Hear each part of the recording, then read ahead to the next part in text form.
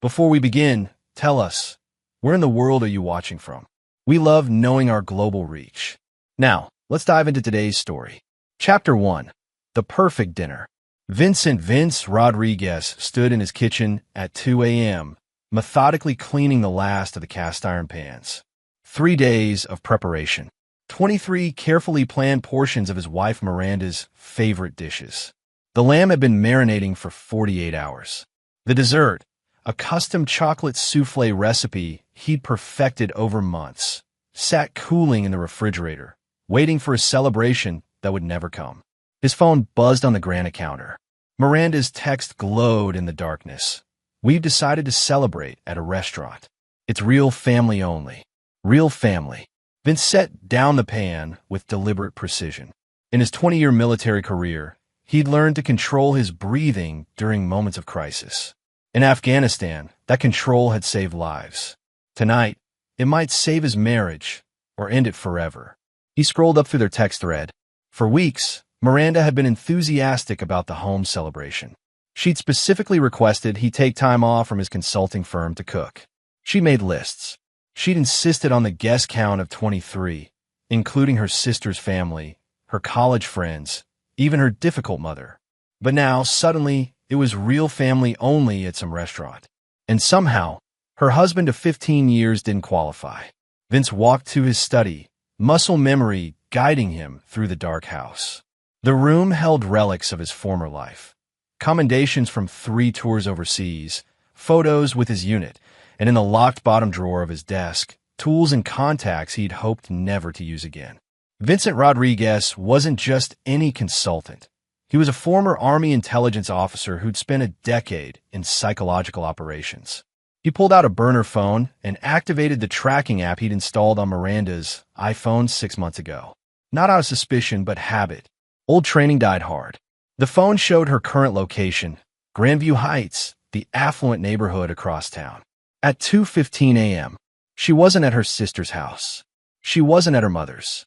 She was at 847 Maple Ridge Drive, a property that, according to his quick online search, belonged to one Bradley Thornton, a real estate developer who'd recently moved from Seattle.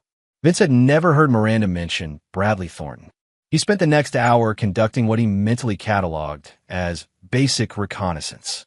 Social media revealed Bradley was recently divorced, owned several properties across the state, and had apparently met Miranda at a charity gala 3 months ago, an event Vince hadn't attended due to a work commitment.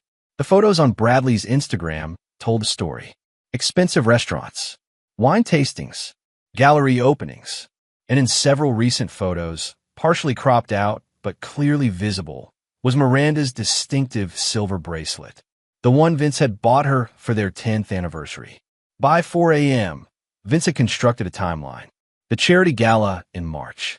A sudden increase in Miranda's girls' nights out. Her new interest in yoga classes that seemed to run long. Her suggestion that Vince needed to work on himself and be more spontaneous. The final piece clicked into place when he found the receipt. Miranda had left her purse on the kitchen counter, and tucked inside was a dinner receipt for 2 from Romano's, dated last Tuesday, when she'd claimed to be working late. The receipt showed 2 entrees, a bottle of wine that cost more than most people's car payments, and a dessert they'd shared. Vince photographed everything with military precision, then returned each item to its exact position. In his years of intelligence work, he'd learned that premature exposure was the enemy of a successful operation. Miranda would never see him coming. As dawn broke over their suburban home, Vince made coffee and sat at the kitchen island, surrounded by enough food for 23 people. He'd spent 15 years building what he thought was an unshakable foundation with Miranda. They'd weathered his deployments, his transition to civilian life, his struggles with civilian authority. She'd been his anchor. But anchors, he now realized, could also be weights that dragged you down. His phone buzzed again. Miranda, sorry honey, got too tired and crashed at Jenny's. See you tonight. Thanks for understanding about the party change. Love you. Jenny lived in Riverside, 40 minutes in the opposite direction from Grandview Heights. Vince deleted the message without responding. In the military, They taught him that every mission required three things: intelligence, planning, and execution. He had the intelligence now. It was time to begin planning. He opened his laptop and began researching Bradley Thornton in earnest. By the time Miranda returned home that evening, Vince would know everything there was to know about the man who'd stolen his wife. And more importantly, he'd know exactly how to destroy him. Chapter 2: Intelligence Gathering. Miranda returned home at 6 p.m., her hair perfectly styled despite supposedly sleeping at Jenny's house. She kissed Vince's cheek with practiced affection and immediately began chattering about her day, a habit he'd once found endearing but now recognized as a deflection technique. The restaurant was amazing, she said, pulling leftovers from her purse. Expensive-looking containers that definitely didn't come from any place that served real family dinners. Mom actually behaved herself for once, and the kids loved the atmosphere. Vince nodded and made appropriate noises while mentally cataloging each lie. He'd already confirmed that Miranda's mother was in Florida visiting her own sister. The kids she referenced were her nephew and niece, who'd posted Instagram stories from a baseball game across town during the supposed dinner time. "I'm sorry about all your cooking," Miranda continued, gesturing vaguely at the refrigerator full of untouched food. "Maybe we can have some friends over this weekend?" "Of course," Vince replied smoothly. "Whatever you think is best." That night, while Miranda slept, Vince began phase 2 of his intelligence operation. Using skills he'd honed tracking insurgents in foreign countries, he built a comprehensive profile of Bradley Thornton.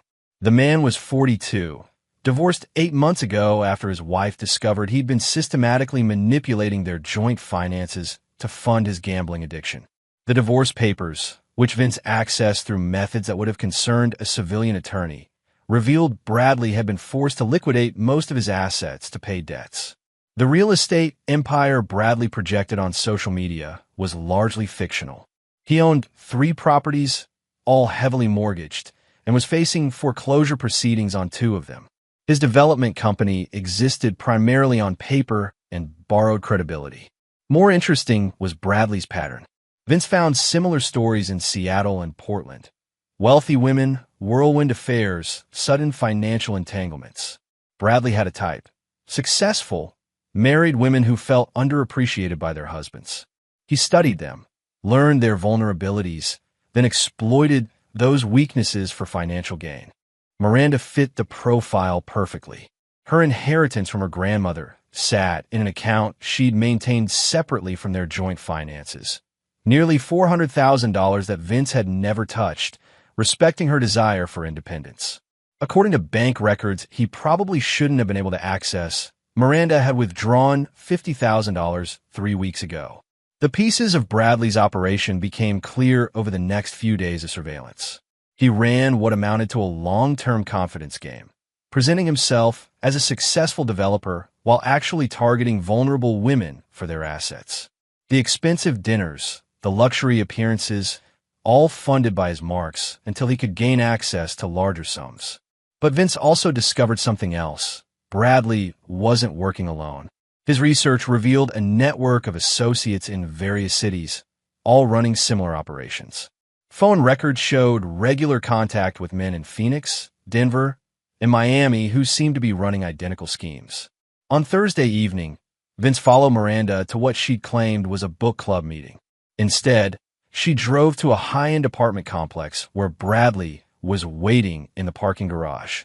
Vince watched from a distance as they embraced with the familiarity of longtime lovers, not new acquaintances.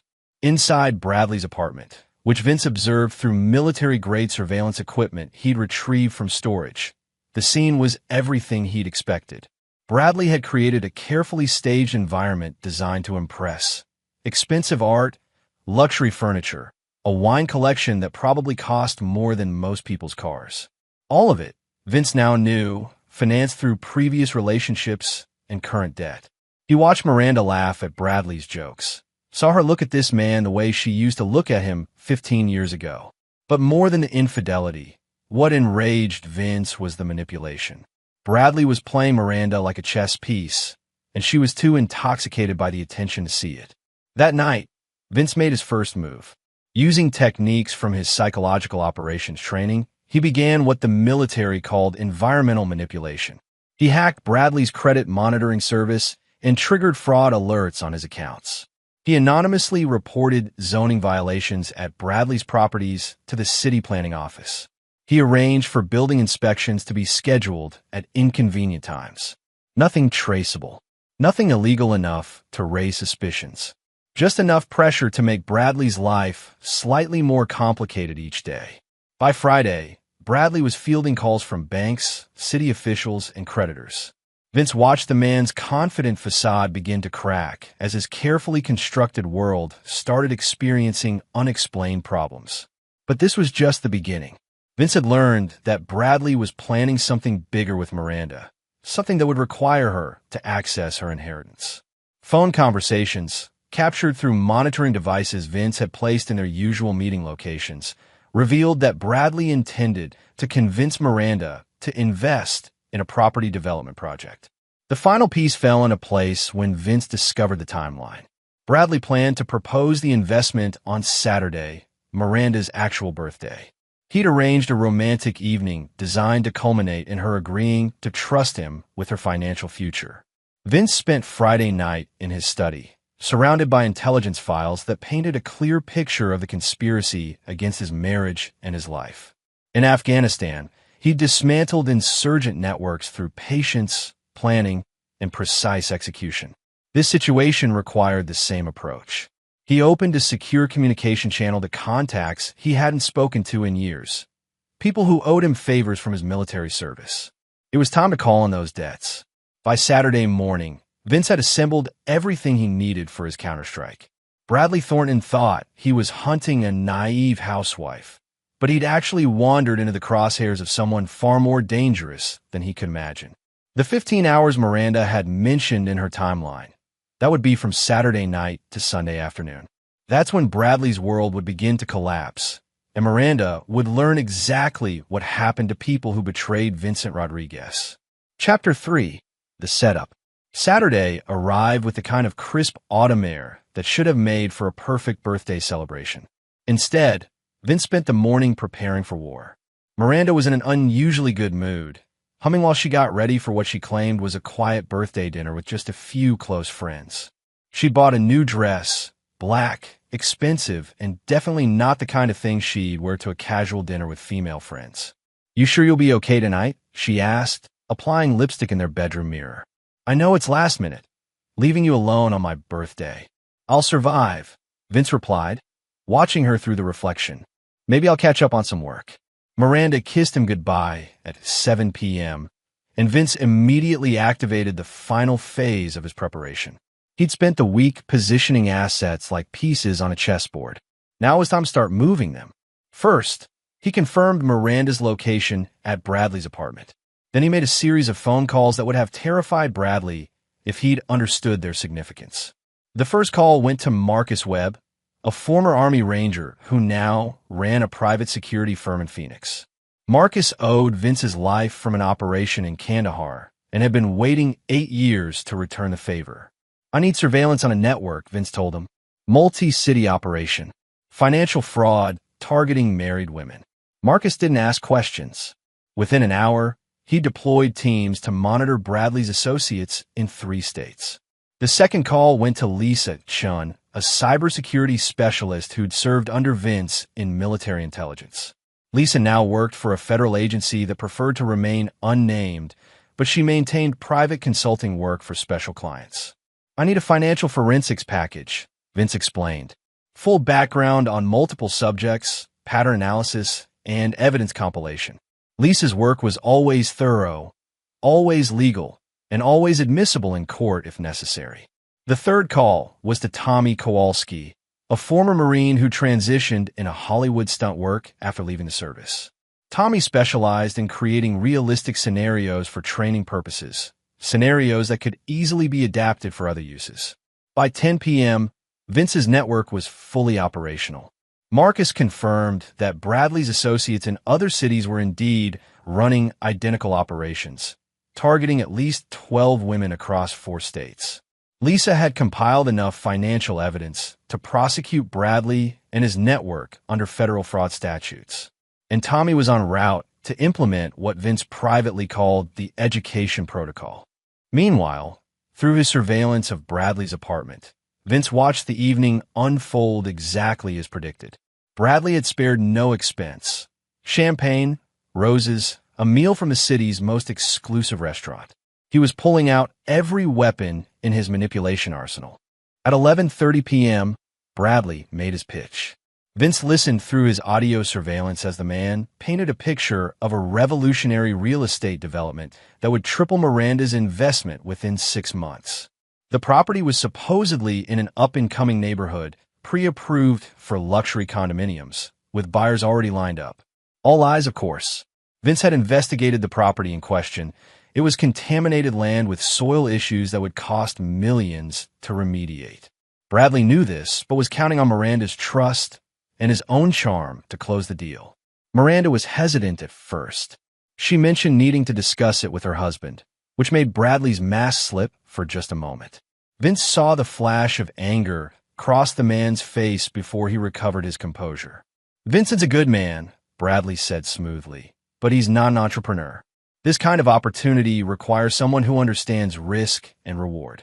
You've been carrying the financial responsibility in your marriage for years, haven't you?" The psychological manipulation was textbook. Bradley was isolating Miranda from her support system while positioning himself as her financial savior. It was exactly the kind of operation Vince had disrupted dozens of times overseas, just with different stakes. At midnight, Miranda agreed to the investment. She would transfer the money on Monday, giving Bradley access to her grandmother's inheritance. In exchange, she would become Bradley's development partner and, eventually, his wife after she divorced Vince. That's when Vince's phone rang with a call from Marcus. "Package is ready for delivery." At 12:30 a.m., while Miranda and Bradley celebrated their agreement with champagne and increasingly intimate conversation, Vince made one final call. This one went to Detective Ray Morrison, an old friend from his civilian days who worked financial crimes for the state police.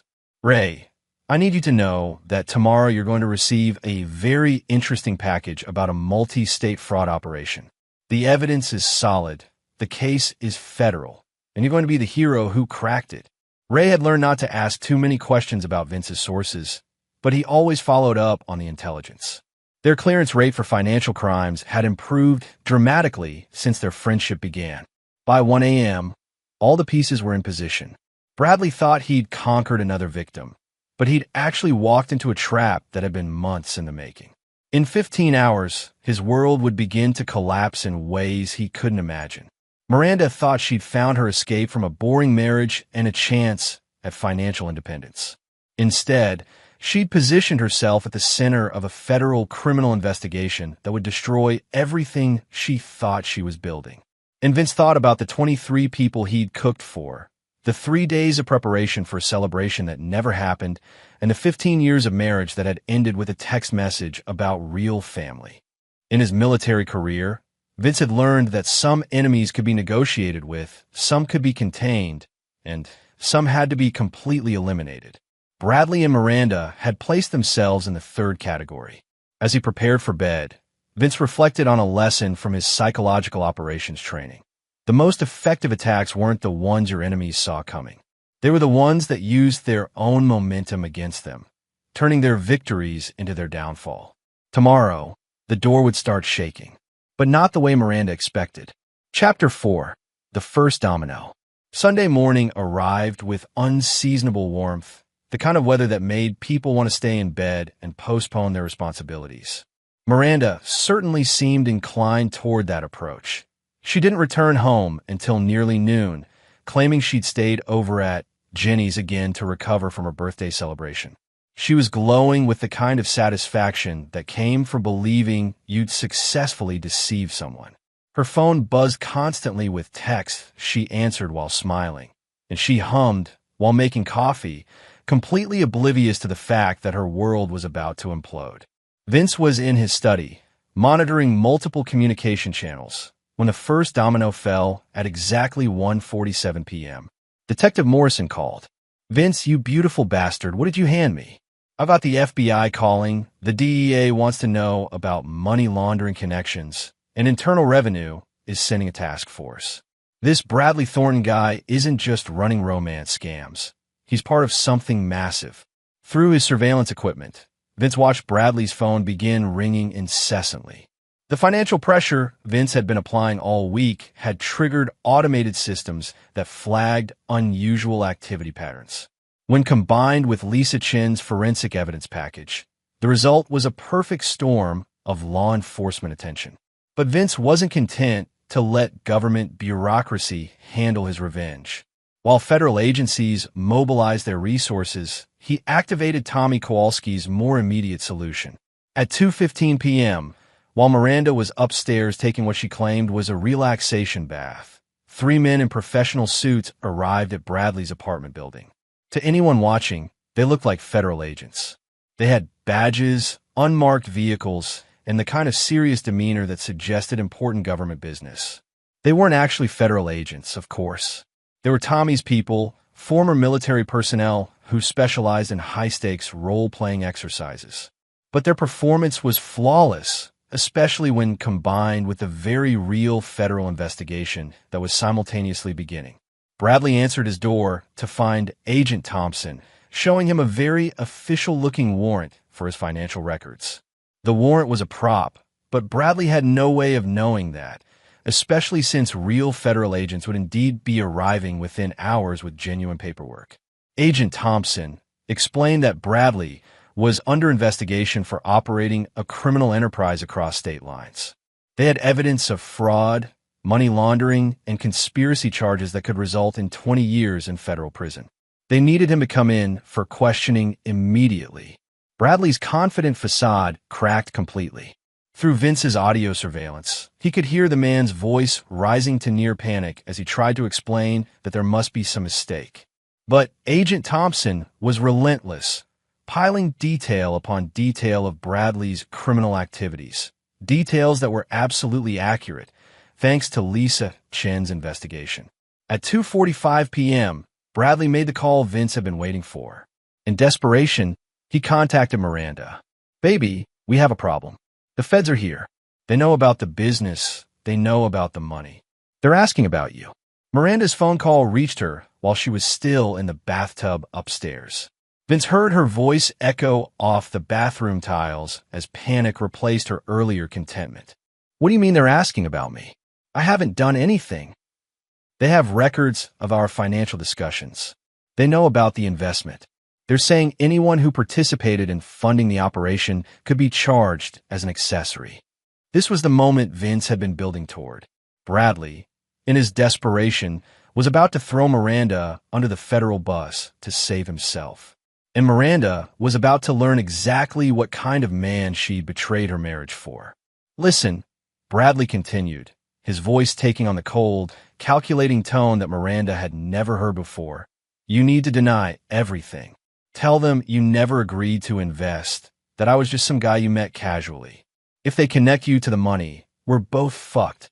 Vince watched Miranda's reflection in the bathroom mirror as she processed what she was hearing. The man she'd fallen in love with, the man she'd planned to leave her husband for, was already planning to sacrifice her to protect himself. "But Bradley, I thought." "You thought what? That this was some romantic fairy tale?" "Jesus, Miranda, use your brain. This was always about the money. If you go down for this, that's your problem."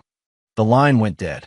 Vince gave Miranda exactly 60 seconds to absorb the full implications of what she'd just heard. Then he made his own call, using a voice modulation device that made him sound like a different person entirely. "Mrs. Rodriguez? This is Agent Williams with the Federal Bureau of Investigation. We need to speak with you immediately regarding your relationship with Bradley Thornton and your potential involvement in a federal fraud investigation." Miranda's scream echoed through the house. Vince had heard similar sounds from enemy combatants when they realized their situation was hopeless. It was the sound of someone's world collapsing in real time. 15 minutes later, Miranda stumbled downstairs in a bathrobe, her face pale and her hands shaking. She found Vince in the kitchen, calmly reading a book while drinking coffee. "Vincent," she said, her voice barely above a whisper, "I need to tell you something." Of course, he replied, setting down his book with the same calm demeanor he'd maintained throughout their marriage. What's on your mind? And then she told him everything. The affair, the lies, the planned investment, the federal investigation. She broke down completely, begging for his forgiveness, explaining that she'd been manipulated, that she'd never meant for any of this to happen. Vince listened with the patience of a man who already knew every detail of her confession. When she finished, he set down his coffee cup and looked at her with the kind of cold assessment he'd once reserved for enemy combatants. "Miranda," he said quietly, "you made your choice when you decided I wasn't real family. Now you get to live with the consequences." The doorbell rang. Through the window, Miranda could see two more men in suits standing on their front porch. These ones, Vince knew, were actually federal agents. Chapter 5, The Squeeze. The actual federal agents were nothing like Tommy's theatrical performers. Special Agent Sarah Mitchell and Agent David Park were polite, professional, and absolutely relentless in their systematic dismantling of Miranda's story. They sat in Vince's living room, the same room where Miranda had planned birthday parties and holiday celebrations, and methodically laid out evidence that painted her as a willing participant in a multi-state criminal conspiracy. "Mrs. Rodriguez," Agent Mitchell said, spreading financial documents across the coffee table, "our investigation shows regular communication between you and Mr. Thornton dating back 3 months. You attended multiple meetings where investment strategies were discussed. You made substantial cash withdrawals from your personal account." Miranda kept looking at Vince, clearly expecting him to defend her or at least show some emotion. Instead, he sat quietly in his chair, answering the agent's questions about his wife's activities with the detached precision of someone providing a witness statement. "My wife maintains her own financial accounts," he told them. "She's always been very independent about her grandmother's inheritance. I respected her privacy in those matters," which was absolutely true and made him look like a trusting husband rather than a suspicious one. The agents had built their case carefully. They had phone records, surveillance photos, financial transfers, and recorded conversations that painted a clear picture of conspiracy to commit fraud. What they didn't have yet was definitive proof that Miranda knew Bradley's development project was fraudulent. That's where Agent Park proved most dangerous.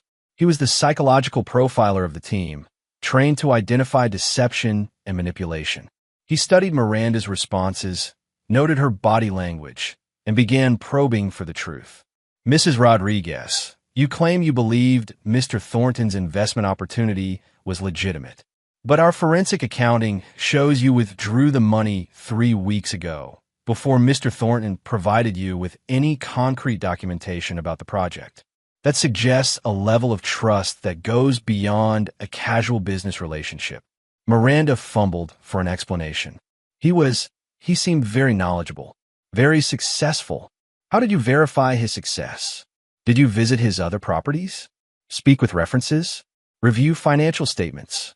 Each question tightened the noose. Miranda had done none of the due diligence a rational investor would perform because she wasn't investing based on business logic. She was funding her escape from her marriage. Vince watched the interrogation with professional admiration. These agents were good at their job, but they were working with incomplete information. They knew about the fraud conspiracy, but they didn't understand the deeper betrayal that had motivated it. After 2 hours, the agents concluded their initial interview with a warning that chilled Miranda to her core. "Mrs. Rodriguez, we're treating you as a potential victim at this stage of the investigation. However, if evidence emerges that you were a willing participant in Mr. Thornton's criminal enterprise, your status could change very quickly. We strongly recommend you consult with an attorney." After they left, Miranda collapsed onto the couch, her careful composure finally cracking completely. "Vincent, you have to help me. You know I'm not a criminal. You know I would never intentionally break the law." Vince studied his wife with the same analytical detachment he'd once applied to enemy interrogations. "What I know, Miranda, is that you've been lying to me for months. You've been planning to steal money from our marriage to fund a life with another man. And when that man was threatened, he immediately threw you to the wolves to save himself." "But I love you," she whispered. I made a mistake, but I love you. No, Vince replied, his voice carrying the finality of a judge pronouncing sentence. You love the security I provide. You love the lifestyle our marriage enables. But you don't love me. If you loved me, you wouldn't have excluded me from real family. That evening, while Miranda huddled in their bedroom, making desperate phone calls to attorneys, Vince received updates from his network. The federal investigation was expanding rapidly. Bradley's associates in other cities were being arrested. Financial institutions were freezing accounts. The romance fraud network that had operated for years was collapsing within hours. But the most interesting development came from Marcus Webb's surveillance team. They discovered that Bradley had fled his apartment shortly after the fake federal agents left. He'd withdrawn his remaining cash, packed hastily, and was now driving south toward Mexico. Unfortunately for Bradley, Marcus's team included former Special Forces operators who specialized in tracking high-value targets across difficult terrain. Running away from this particular problem would prove impossible.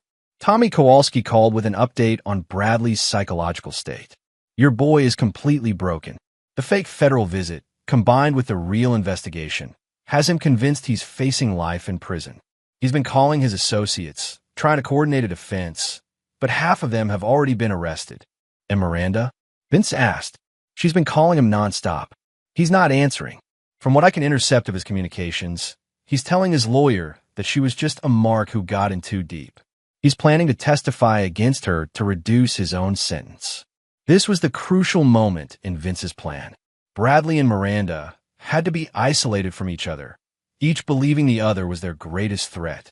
Their affair had been built on mutual deception and manipulation. Now those same qualities would destroy them both. Vince made one final call of the evening, this one to Detective Morrison. Ray, you should know that your federal colleagues might be interested in some additional evidence I've uncovered. It seems Mrs. Rodriguez has been documenting her relationship with Mr. Thornton quite extensively. Photos, text messages, financial planning discussions. The kind of evidence that shows clear intent to defraud. Jesus, Vince, your own wife. My wife made her choice when she decided to exclude me from real family. Now she gets to experience the consequences of that decision. The evidence Vince referenced was real. He'd been documenting Miranda's activities for months, creating a comprehensive record of her deception. But he'd also been careful to ensure that evidence told a specific story, one that painted Miranda as a willing conspirator rather than a victim.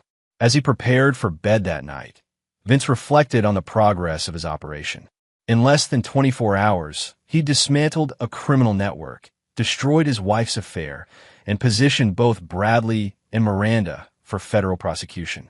But this was only the beginning. The real revenge, the part that would teach them both the true cost of betraying Vincent Rodriguez, was still to come. Tomorrow, the door would really start shaking. Chapter 6. The Point of No Return. Monday morning brought the kind of gray, drizzling weather that perfectly matched Miranda's emotional state. She'd spent the night alternating between hysterical crying and frantic phone calls to attorneys, none of whom were particularly optimistic about her situation. Vince found her in the kitchen at 6 a.m., surrounded by legal documents and empty tissues, looking like someone who'd been awake for days. The lawyer says I could be looking at 10 years, she said without looking up. 10 years, Vincent, for trusting the wrong person. You didn't just trust the wrong person, Vince replied, pouring himself coffee with steady hands. You planned to steal $400,000 from our marriage to fund a new life with that person. There's a significant difference. Miranda flinched as if he'd slapped her. I was going to tell you everything after. After what? After you'd successfully defrauded me? After you'd established yourself financially with your lover? When exactly were you planning to be honest? Before Miranda could answer, her phone rang. The caller ID showed Bradley's number, and she answered with desperate relief. Bradley, thank God. I've been trying to reach you all night. We need to figure out how to handle this together. Shut up and listen. Bradley's voice cut through her hope like a blade. My lawyer says the only way I avoid federal prison is if I cooperate fully with the investigation. That means providing evidence about everyone involved in the operation. But I'm not involved in any operation. You're just what? An innocent victim? Miranda, you agreed to invest $400,000 in a project without doing any due diligence. You met with me dozens of times to discuss financial strategies. You withdrew money and prepared to transfer it against your husband's interests. Any prosecutor will paint you as a co-conspirator. Vince listened to the conversation through Miranda's phone speaker, admiring Bradley's complete abandonment of any pretense of affection. The man was revealing his true nature under pressure, selfish, calculating, and absolutely ruthless when his own interests were threatened. Unless, Bradley continued, you want to make this easier for both of us. What do you mean? My lawyer thinks we can paint this as a crime of passion. You were an unhappy housewife, manipulated by an older, more sophisticated criminal. You were a victim of my psychological manipulation, not a willing participant. But that only works if you're willing to testify against me. The silence stretched for nearly 30 seconds. Vince could see Miranda processing the implications. Testify against Bradley and potentially avoid prison, or maintain their relationship and face federal prosecution together. You're asking me to destroy you to save myself, she finally said. I'm asking you to be smart. This isn't some romantic movie, Miranda. This is federal prison. Choose carefully. The line went dead. Miranda stared at her phone, then at Vince, then at the legal documents scattered across the table. For the first time since this began, she seemed to fully grasp that her fairy tale romance had transformed into a nightmare with no easy escape. Vincent, she said quietly, I need your help. To do what? To figure out how to survive this. You're the smartest person I know. You understand strategy. You understand how systems work. I know I don't deserve your help, but you're asking anyway. Vince set down his coffee and studied his wife with cold assessment. Miranda, you've spent the last 6 months planning to betray me in the most comprehensive way possible. You've stolen money, lied repeatedly, planned to abandon our marriage, and excluded me from real family. Now you want my help because your backup plan collapsed? I made mistakes. You made choices. Deliberate, calculated choices. The only mistake you made was underestimating how thoroughly those choices would destroy your life. At 9 a.m., Agent Mitchell called to inform Miranda that she needed to come in for additional questioning. The FBI had recovered communications between Bradley and his associates that mentioned her by name, and they needed clarification about her role in the conspiracy. Miranda looked at Vince with something approaching panic. Will you come with me? As my husband? Even if it's just for support. Vince considered the request. In his military career, he'd learned that sometimes the most devastating attacks came from unexpected directions. Miranda was expecting him to either abandon her completely or provide unconditional support. Neither response would teach her the lesson she needed to learn. I'll drive you to the federal building, he said finally. But Miranda, understand something clearly. You're going to face the consequences of your choices. I'm not going to save you from them. The drive to the federal building was conducted in silence, Miranda staring out the window while Vince navigated traffic with the same calm precision he brought to everything else. At a red light, she finally spoke. Do you hate me? Hate is an emotion, Vince replied. What I feel for you is much colder than hate. What does that mean? It means you've taught me that the person I thought I married never actually existed. The woman I loved, the woman I built a life with, the woman I trusted completely. She was a fiction. You show me exactly who you really are when you think you can get away with betrayal. People make mistakes, Vincent. People can change. Some mistakes are forgivable. Some aren't. When you decided I wasn't real family, you crossed a line that can't be uncrossed. They pulled up to the federal building, where Agent Mitchell was waiting. As Miranda got out of the car, she turned back to Vince with an expression of desperate hope. Will you be here when I get out? Vince looked at his wife, at the woman who'd shared his bed for 15 years, who'd planned birthday parties and holiday celebrations, who'd sworn to honor and cherish him until death do them part, and felt absolutely nothing. That depends, he said, on whether you finally decide to tell the truth about everything you've done. As Miranda walked into the federal building, escorted by agents who would spend the next several hours documenting her crimes, Vince made a phone call that would determine the final phase of his revenge. Tommy, it's time for the last act. Our friend Bradley thinks he's running to Mexico to escape justice. I want you to ensure he receives a proper education about the consequences of his choices before the federal marshals find him. Copy that. Any specific parameters? Nothing permanent. But I want him to understand exactly what happens to people who destroy other people's families. Make it memorable. Roger. Anything else? Yes. When Miranda gets home tonight, she's going to find divorce papers and an eviction notice. Make sure everything is legally bulletproof. I want her to understand that betrayal has consequences that extend far beyond federal prosecution. And if she doesn't cooperate with the proceedings? Vince thought about the 23 people he'd cooked for, the 3 days of preparation for a celebration that never happened, and the text message that had ended his marriage. Then she'll discover that federal prison might actually be safer than dealing with me directly. Chapter 7. The Trap Springs. By the time Miranda returned from her FBI interview at 6 p.m., her world had fundamentally shifted. The federal agents had presented her with evidence that painted her not as Bradley's victim, but as a willing co-conspirator who had helped plan and finance a criminal enterprise. They had recordings of her discussing investment strategies. They had evidence of her accessing her inheritance specifically to fund Bradley's operation. Most damaging of all, they had recovered text messages where she'd encouraged Bradley to be creative about documentation requirements and not worry about bureaucratic red tape. Messages she'd sent thinking she was being supportive of her lover's business acumen. Messages that now read like criminal conspiracy to defraud. She opened the front door of her house, expecting to find Vince waiting with sympathy, or at least familiar surroundings that might provide some comfort. Instead, she found a man in an expensive suit sitting at her kitchen table, reviewing documents with the methodical precision of someone conducting business. Mrs. Rodriguez, he said, standing as she entered. I'm attorney Robert Hayes. Your husband has retained my services for certain legal matters that require immediate attention.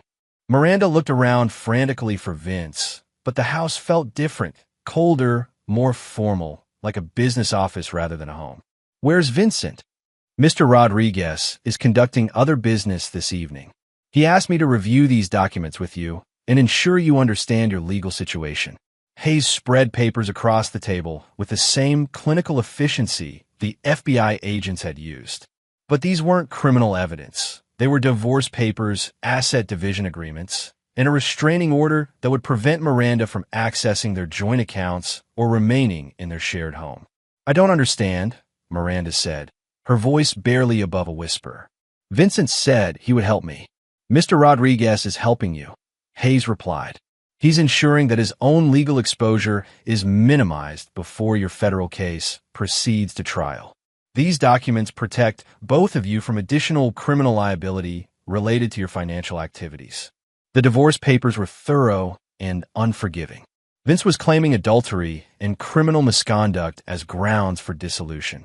He was seeking to protect all marital assets from seizure related to Miranda's federal charges. He was requesting that Miranda bear full responsibility for any legal costs related to her criminal defense. Most crushingly, he was seeking to prevent her from claiming any spousal privilege or community property rights that might complicate her prosecution. This is all standard procedure, Hayes explained with professional detachment. When one spouse faces federal charges related to fraud, the other spouse must protect themselves legally and financially. But I haven't been charged with anything yet.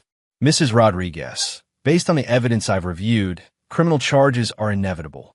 The only question is whether you'll cooperate with federal prosecutors to minimize your sentence or attempt to fight charges that will almost certainly result in conviction. That's when Miranda's phone rang with a call for Bradley. This time, his voice was different, strained, frightened, and speaking quickly as if he was afraid of being overheard. Miranda, listen carefully. I'm in serious trouble. Some people came to see me tonight, and they weren't federal agents. They knew things about me, about my past, about operations I ran years ago. They said they were sent by someone who doesn't appreciate people who destroy families. Miranda felt ice forming in her stomach. What kind of people? Professionals. Military types. They didn't hurt me, but they made it very clear that running away wasn't going to solve my problems. They said I had two choices: turn myself into the feds and accept responsibility for everything I've done, or face consequences that would make federal prison look like a vacation. Bradley, who were they working for? I think your husband is a lot more dangerous than either of us realized.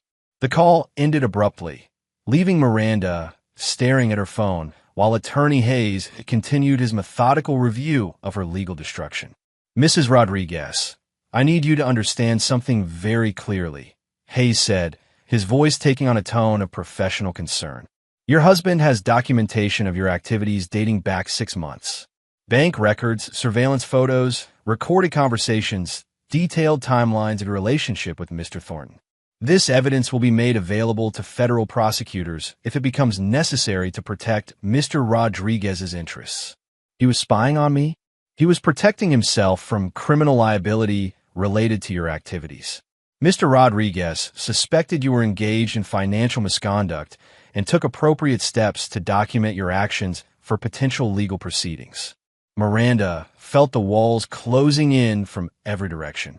The federal government thought she was a criminal. Bradley was planning to testify against her to reduce his own sentence. And her husband, the man she'd assumed would be devastated by her betrayal, had apparently been building a case against her for months. What does Vincent want from me? She asked. Full cooperation with federal prosecutors. Complete honesty about your activities with Mr. Thornton. Acceptance of responsibility for your criminal conduct. An agreement to these divorce terms without contest or delay. And if I don't agree? Hayes paused in his document review and looked at Miranda with the kind of clinical assessment usually reserved for laboratory specimens. Mrs. Rodriguez, your husband spent 20 years in military intelligence. He specialized in psychological operations and hostile interrogation resistance. He has contacts throughout law enforcement, federal agencies, and private security organizations. He has documented every aspect of your criminal conspiracy in detail. Hayes let that information settle before continuing. If you attempt to fight the divorce, implicate him in your criminal activities, or make this process more difficult than necessary, he will ensure that federal prosecutors have access to evidence that will guarantee your conviction on the most serious charges possible. You will face maximum sentences, maximum penalties, and maximum consequences. But I'm his wife. You were his wife when you decided he wasn't real family. You were his wife when you planned to steal $400,000 from your marriage. You were his wife when you spent 3 days cooking for 23 people, then excluded him from your birthday celebration. Hayes gathered his documents with practiced efficiency. Mr. Rodriguez asked me to remind you of something. In his military career, he learned that some enemies can be negotiated with, some can be contained, and some must be completely eliminated. You chose which category you belong in when you sent that text message. As Attorney Hayes left, Miranda found herself alone in a house that no longer felt like home, holding divorce papers that would strip away everything she'd taken for granted, facing federal charges that could destroy her life. Her phone buzzed with a text from an unknown number. The door is shaking because everything you built on lies is finally collapsing. You wanted to know about real family? Now you'll learn that real family doesn't betray each other for money and sexual gratification. Miranda called Vince's number, but it went straight to voicemail. She called his office, but they said he was unavailable. She drove to places she thought he might be, but found nothing. Vincent Rodriguez had vanished from her life as completely as if he'd never existed, leaving behind only the systematic destruction of everything she'd thought was secure. The door wasn't just shaking, it was being torn off its hinges. Chapter 8. Complete Collapse. Tuesday morning brought Miranda's world crashing down with the efficiency of a controlled demolition. She woke up in what had been her marital bed, surrounded by legal documents that detailed the complete dismantling of her life, only to discover that her phone had been buzzing all night with calls from numbers she didn't recognize. The first voicemail was from Agent Mitchell. Mrs. Rodriguez, we need to speak immediately. New evidence has emerged that significantly changes your legal situation. The second was from her attorney. Miranda, call me urgently. The federal prosecutors are moving faster than expected. The third was from her bank. Mrs. Rodriguez, your accounts have been frozen pending federal investigation. And the fourth was from a number she didn't recognize, with a message that chilled her to the bone. This is Bradley. They got me. I'm in federal custody. My lawyer says the only way I can reduce my sentence is to provide complete testimony about all co-conspirators. I'm sorry, but I have to tell them everything. Miranda stumbled to her kitchen to find that even her coffee maker had been removed. In fact, as she looked around more carefully, she realized that most of the house's contents were gone. Furniture, electronics, artwork, even kitchen appliances. Everything that could be claimed as Vince's separate property or jointly owned assets that might be subject to federal seizure had been systematically removed. A note on the counter explained the situation in Vince's precise handwriting. All marital assets are being secured to prevent federal seizure related to your criminal activities. You have 48 hours to vacate the premises. Your personal clothing and effects are packed in the garage. Miranda called Vince's number repeatedly, but each call went straight to a voicemail message that was coldly professional. This is Vincent Rodriguez. I'm not taking calls related to ongoing federal investigations or divorce proceedings. All communication should be directed through my attorney. By 10 a.m., Miranda was sitting in her lawyer's office, learning that her situation had deteriorated overnight beyond what anyone had predicted. The prosecutors are offering a plea deal, her attorney explained, but it's harsh. Conspiracy to commit fraud, money laundering, and criminal enterprise charges. They want 12 years, full restitution, and your complete cooperation in testifying against other members of the network. 12 years. Miranda, they have evidence that goes back months. They have recordings of you discussing financial strategies with Bradley.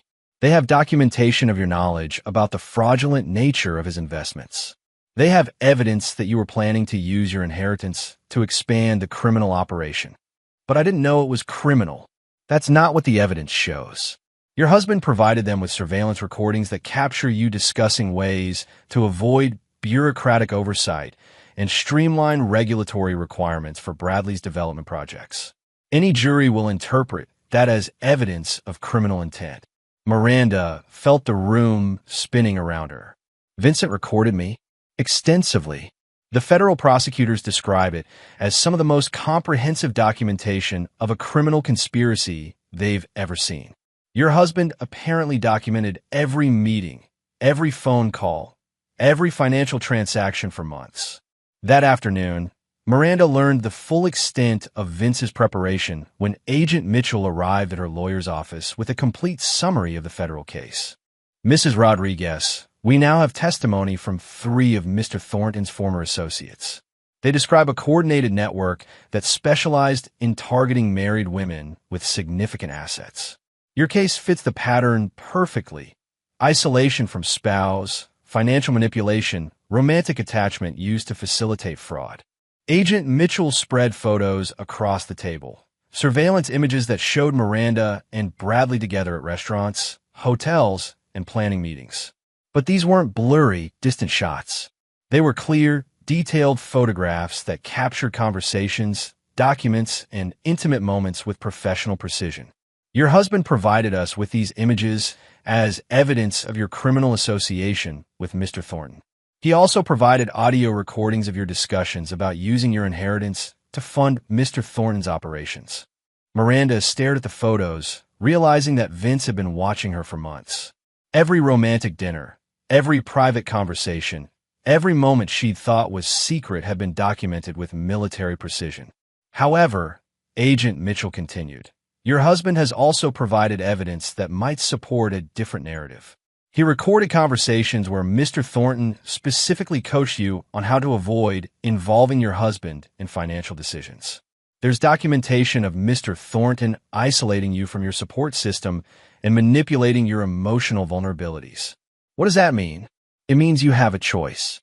Accept responsibility for willingly participating in a criminal conspiracy, or cooperate fully with our investigation by testifying that you were manipulated and defrauded by Mr. Thornton and his associates.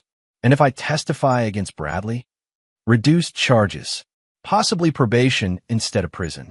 But you'll have to provide complete testimony about everything. The affair, the financial planning, the criminal conspiracy, everything you know about Mr. Thornton's operation.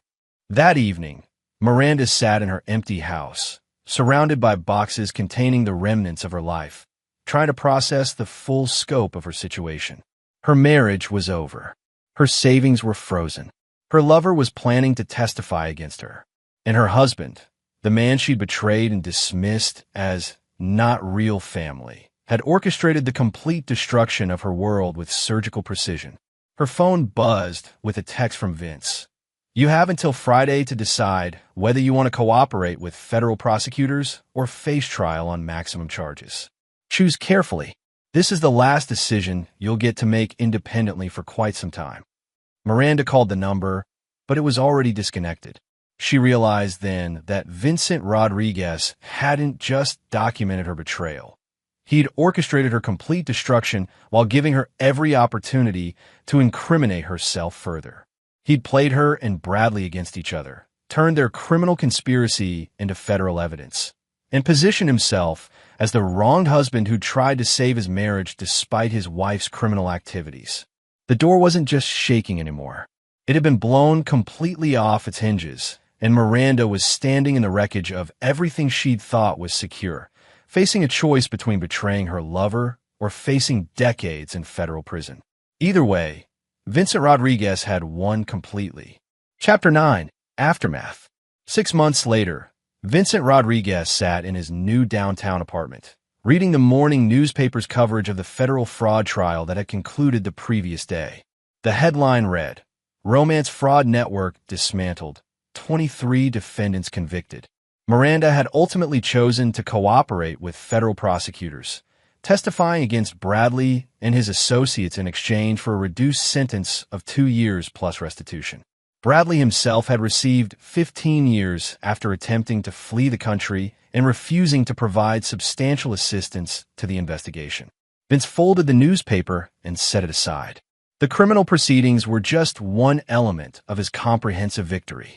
The divorce had been finalized 3 months ago, with Miranda receiving nothing beyond her personal effects and a substantial debt for legal fees. The house had been sold, with all proceeds going to Vince as the wrong party in the dissolution. More satisfying than the financial victory was the complete destruction of Miranda's social standing. Her cooperation with federal prosecutors had required her to detail every aspect of her affair, her financial planning with Bradley, and her deliberate deception of her husband. The testimony had been public record, covered extensively by local media, and had effectively ended any possibility of Miranda rebuilding her life in their community. Vince's phone rang with a call from Detective Morrison. Vince, thought you'd want to know. Your boy Bradley had a rough time in federal lockup while he was awaiting trial. Apparently someone spread word about his romance fraud operation, and the other inmates didn't appreciate anyone who targeted vulnerable women. He requested protective custody after the third incident. Unfortunate. Vince replied with complete neutrality. Also, the feds want me to thank you again for the intelligence that broke this case open. That network was operating in 12 states and had defrauded nearly 200 women over 8 years. Your documentation was the key to dismantling the entire operation. After ending the call, Vince walked to his window overlooking the city. He'd rebuilt his life with the same methodical precision he'd applied to destroying his enemies. New apartment, new consulting contracts, new social circles that appreciated his intelligence and integrity while knowing nothing about his capacity for ruthless revenge. His doorbell rang, and Vince opened it to find Miranda standing in the hallway. She looked older, worn down by months of legal proceedings and the reality of her situation. She was scheduled to begin her prison sentence the following week. Vincent, I know you don't want to see me, but I needed to say something before. Come in, he said, stepping aside. Miranda entered his apartment tentatively, looking around at the space he'd created without her. It was stylish, comfortable, and completely devoid of any trace of their shared history. I wanted to apologize, she said. Not because I think it will change anything, but because you deserve to hear it. I destroyed our marriage, I betrayed your trust, and I treated you like you didn't matter. I was wrong about everything. Vince studied his former wife with the same clinical detachment he'd maintained throughout their destruction. She was telling the truth now, but it was far too late for honesty to matter. Miranda, do you understand what you actually did? I cheated on you. I lied to you. I planned to steal money from our marriage. Those were just the symptoms. What you actually did was prove that 15 years of marriage meant nothing to you. You demonstrated that when you thought you could get away with it, you were willing to betray everything we'd built together. Miranda's eyes filled with tears. I know I can't fix it. I know I can't earn your forgiveness. But I needed you to know that I understand what I lost. What you lost, Vince replied, was the protection and security that came from being married to someone who honored his commitments. You gambled that security on a criminal who saw you as nothing more than a convenient source of money. I was stupid. I was selfish. You were exactly who you chose to be when you thought the consequences didn't matter. Vince walked to his desk and retrieved a manila envelope. Before you begin your prison sentence, there's something you should understand about the man you threw away your marriage for. He handed her the envelope, which contained photographs and documents that painted a comprehensive picture of Bradley's criminal history. Your lover wasn't just running romance frauds. He was trafficking drugs through his real estate operations. He was laundering money for organized crime. He was involved in identity theft networks across 5 states. Miranda stared at the evidence, her face growing pale. If you had succeeded in your plan to leave me for Bradley, you wouldn't have become his partner in a legitimate business. You would have become an accessory to major criminal enterprises that would have destroyed your life far more completely than anything you're facing now. You knew all this? I discovered it during my investigation. Bradley wasn't just targeting you for your inheritance. He was planning to use you as a front for money laundering operations. Your legitimate background and clean financial history would have made you the perfect, unwitting accomplice for federal crimes that carry 20-year minimum sentences. Vince let that information settle before continuing. Miranda, you didn't just betray our marriage for another man. You betrayed our marriage for a criminal who was planning to destroy your life far more thoroughly than I ever could. Miranda sat down heavily, finally understanding the full scope of what she'd almost walked into. So you saved me? No, I saved myself. You made your choice when you decided I wasn't real family. Everything that happened after that was simply the logical consequence of that decision. Miranda stood to leave, then turned back one final time. Do you hate me now? Vince considered the question with the same analytical precision he brought to everything else. Hate requires emotional investment. You're simply a problem I solved, Miranda. Nothing more than that. After she left, Vince returned to his window, overlooking the city. In the distance, he could see the federal courthouse where Miranda would report next week to begin serving her sentence. He felt no satisfaction in her punishment, no regret about her fate, no lingering attachment to the woman who'd shared his life for 15 years. Vincent Rodriguez had learned that some betrayals were so complete they burn away every trace of love, leaving behind only the cold satisfaction of perfect justice. His phone buzzed with a text message from Marcus Webb. New client wants to hire the team for a similar operation. Husband suspected wife of fraud conspiracy. Interested, Vince deleted the message without responding. He'd served his country for 20 years and defended his marriage for 15. Now, for the first time in his adult life, Vincent Rodriguez answered to no one but himself. The door had finished shaking. Everything built on lies had collapsed. And in the rubble of that destruction, Vince had built something new, a life where betrayal was impossible because trust was no longer required. He opened his laptop and began researching property investments in Costa Rica. It was time to disappear completely, leaving behind a city full of people who would remember Vincent Rodriguez as the man who destroyed a criminal network and survived his wife's betrayal with his integrity intact. None of them would ever know how dangerous it was to betray someone who knew exactly how to make enemies disappear forever. The story was complete. The revenge was perfect. The consequences were permanent. And Vincent Rodriguez was finally absolutely free. And there you have it. Another story comes to an end. What did you think? I'd love to hear your thoughts in the comments below. If you enjoy this story, consider joining our community by subscribing. It means the world to us.